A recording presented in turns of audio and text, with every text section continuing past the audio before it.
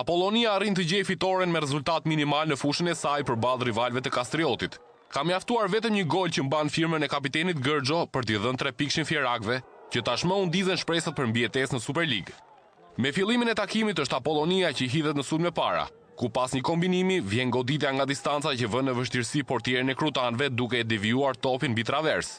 Tenton më pas Kastriotit të depërtoj her pas here në zonën e fjerakëve, por pa sukses në përfundimin e aksioneve. Rasti më i mirë për miqtë vjen disa minuta nga fundi pjesës së parë. Sulmuesi krutan arrin të gjejë hapësirë për të goditur topin gjatë 2 luftimit me mbrojtësin, por pa fat, pasi topi shkon shumë gjitur në shtyllën e djathtë. Më pas është Gërgjo që kundër përgjigjet me një gjuajtje, por gardiani Kastriotit pastron gjithçka. Me rikthimin në fushë janë krutanët që tregojnë agresivitet të parët. Vjen goditja, por jo në trajektorin e dur. Etja e Kastriotit për të shënuar është e madhe, pasi rastet për ta nuk mungojnë, por fati për të finalizuar nuk është në favor të tyre. Tentojnë sërish krutanët të kundërsulmojnë Apollonin, tërësisht të përgjumur, por në zonë mbrojtja vendase bëhet pengesë duke rrezikuar edhe autogol. Por situata përmbyset totalisht në limitet e kohës së rregullt të takimit, ose më saktësisht në të 89-ën. Apollonia del përpara, ku Gërgjo përfiton nga një vertikalizim, shmang portierin dhe dërgon saktësisht topin në rrjet. Në fest stadiumi Apollonis që tashmë i gëzohet 3 pikë të marrë. Përfundon kështu takimi me fitoren e Apollonis. Fitore kjo e munguar për shumë kohësh që i ngre fjerakët në kuotën e 14 pikëve, gjithashtu edhe shpresat për të qëndruar në Superligë.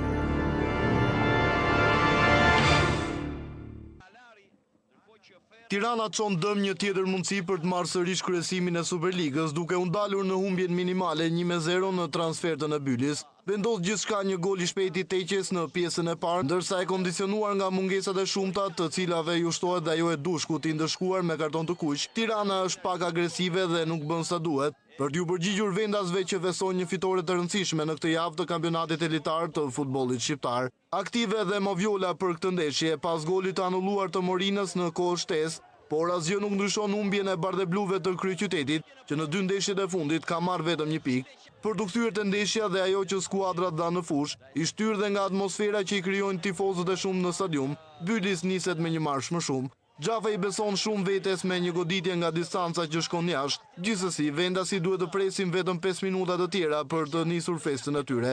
Teqja shpik një gjuhetje në hyrje të zonës, e papritur dhe për Likën që nuk mund bëj asgjë për të ndalur rrugën e topit drejt rrjetës së tij. 1-0 për Bylis, ndërsa sfida bëhet menjëherë malore për Tiranën. Skuadra e Rubios e ka të vështirë të organizohet në aksione sulmuese, ndërsa të besuarit e Senshoj rrezikojnë sërish me Popovic.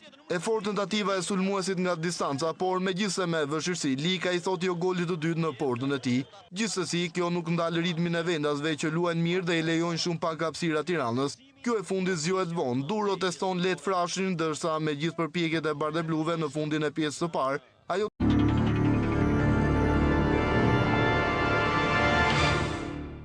Ky nuk është sezoni i vllaznisë, por padyshim që skuadra shkodrane di të dalë në pa dhe her pas here bëhet protagoniste dhe kur kalendari bëhet i vështirë për të. Pas barazimit të një javë më parë kundër Tiranës, formacioni Rudi Batës kthehet te fitoria në Loro Boriçi, duke mundur 2-1 flamurtarin. Hajdari dhe Kraja me nga një gol për çdo pjesë bëjnë të pavlefshëm barazimin e përkohshëm të vlonjatëve, që humbin terren në garën e skuadrave që kërkojnë një bilet për në Europë sezonin e ardhshëm. Gjithsesi, skuadra e Muçës është aty, ashtu siç është Vllaznia e cila futet në valle pas fitores në javën e 19 të Superligës. Në Loro Boriçi fjala e parë i takon flamurtarit që kërkon të shfrytëzojë specialitetin e Veliut, që janë goditjet e ndaluara dhe shtatlatësinë e Pejić për të rrezikuar portën e Vujadinović. Gjithsesi, topat e hedhur në zonë nga mbrojtësi nuk gjende vijimin e shokëve të tij, ndërsa Pejić me kokë nuk arrin të shënjestrojë si duhet. Deri atëherë në pritje, Vllaznia i shkon shumë pranë avantazhit në minutën e 17. Goditje klasi e Gocaj ashtu si grushtimi i Koliqit, por me topin e mbetur në zonë, Smajli nuk arrin të shënojë. Merita Abraham që do dërgonte topin jashtë vijës fundore. Shkodranët marrin zemër ndërsa sërish Gocaj që sjell panik te kundërshtarët, i pa lëvizur Koliqi në goditjen e mbrojtësit, por topi qes shtyllën e majt pingule. Ndeshja bëhet më e gjallë me të besuarit e Vadës që kontrollojnë lojën dhe zhbllokojnë rezultatin në minutën e 38. Hajdari konfirmon veten lider të Vllaznisë në këtë sezon dhe pasi eliminon mbrojtjen, le pa shpresa Koliqin. Festojnë shkodranët që më pas kanë dhe fatin me vete. Me Vujadinović të dorëzuar, goditja e Veliut ndalet vetëm nga traversa, e cila mban të paprekur e përsin minimale të shkodranëve për pjesën e parë. Flamurtari kthehet bindshëm në fushën e lojës, duke treguar se nuk pajtohet me humbjen. Pejić duket larg ditës së tij më të mirë, ndërsa diçka më shumë kërkon të bëjë Telushi, por dhe sulmuesi nuk shënjestron si duhet. Vlonjatët shohin shumë përpara, por lejojnë hapësira në prapavi, duke i dhënë mundësi vendasve të shfrytëzojnë kundër sulmin. Dhe në minutën e 63, Vllaznia ka rastin më të mirë për të shënuar golin e qetësisë. Kundërsulmi i shpejt i shkodranëve nxjerr të vetëm përpara portës Gurin, që vonohet më shumë se ç'duhet për të sfumuar një mundësi të shkëlqyer shënimi. Gabim i rënd, pasi pas vetëm 6 minutash flamurtari do të barazonte shifrat. Arbri nuk pret shumë në mundësinë e parë personale dhe me një goditje fluturinti brenda zonës, e çon topin aty ku Vujadinović nuk mund të bëjë asgjë. 1-1, por mund të shkonte më keq për Vllaznin nëse Progni nuk do të gabonte në minutën e 79. I vetëm me portën, sulmuesi bën më të vështirën duke dërguar topin jashtë. Nuk i beson syve Progni, ndërsa kjo mundësi e shpërdoruar rezulton fatale. Pasi në minutën e 86, shkodranët do të gjenin golin e fitores me Krajën. Mbrojtësi gjuan me kokë brenda zonës për të vulosur suksesin e Vllaznisë në këtë takim, ndërsa përpjekjet e miqve në minutat e mbetura janë të kota. Në fund 2-1 dhe 3 pikë për Vllazninë, e cila i bën presion pikërisht flamurtarit në garën e skuadrave. Tomori ka marrë 3 pikë të rëndësishme në objektivin për të shpëtuar sezonin, duke mundur thellësisht 4-1 një kundërshtar të drejt për drejt si Kamza. Një sfidë e zgjidhur më lehtë nga sa ishte parashikuar për skuadrën Beratase, ndërkohë që ulja në pankinë Ernest Gjokës, duket se po jep rezultat. I ndryshëm është diskutimi për Kamzën që ka lejuar shumë në këtë transfer, ndërsa zona e ftohtë e klasifikimit nis të ndihet bindshëm te formacioni Mauro De Vekis.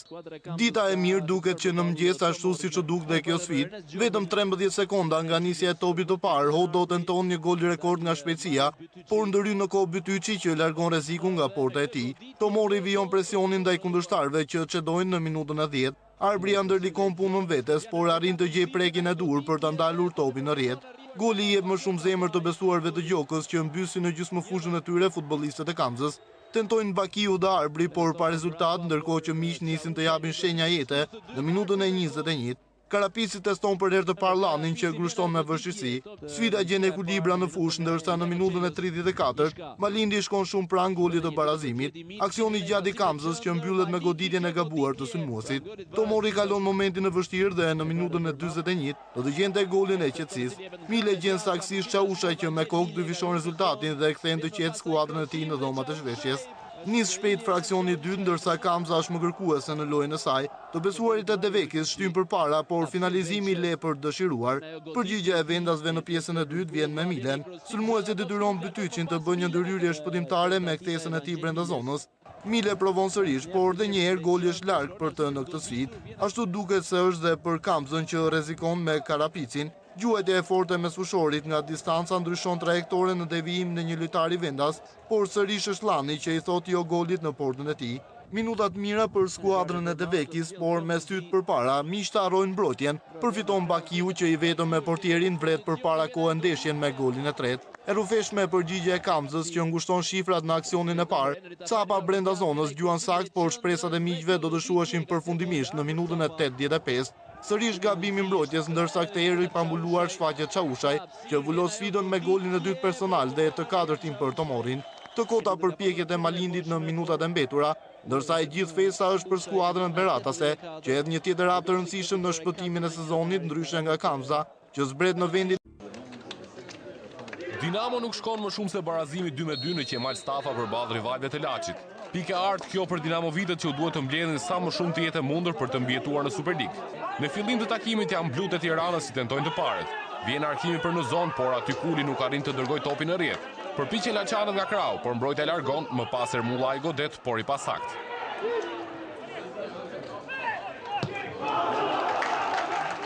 Disa qaste më pas janë sërish Kurbinasit që tentojnë. Vjen goditja, por e pasakt. Gjatë minutave të fundit të fraksionit të parë, Dinamo arrin të fitojë një goditje dënimi që ekzekutohet në çast, por Vashaku shpëton portën. Me rikthimin në fushë, Dinamovitët fitojnë një 11 metrësh. Ekzekuton Kuli, por gjuajtja e tij është e pasakt. Por fati i buzëqesh sërish Dinamos. Diarmati godet bukur nga distanca duke realizuar kështu një Eurogol që i jep avantazhin në të 55-ën kryeqytetësve. Tentojnë Laçanët të kundërpërgjigjen, por ndërhyrja e Osmanit është vendimtare. Disa minuta më pas, ose më saktësisht në të 70-ën, Kurbinasit arrin të gjejë golin e barazimit. Doku përfiton nga një top i kthyer keq nga mbrojtja dhe arrin të dërgojë atë në rrjet, duke barazuar kështu shifra. 1-1 dhe gjithçka nis nga e para.